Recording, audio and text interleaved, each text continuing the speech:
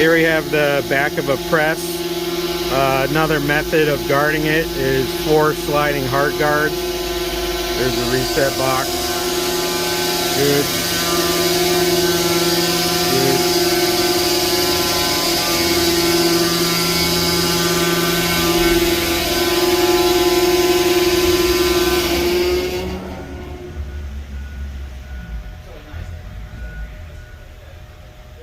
So here the gate that is tripped is red. The rest OSSD, Panasonic, SGP sensors are flashing green. When this moves back into place, all are solid green.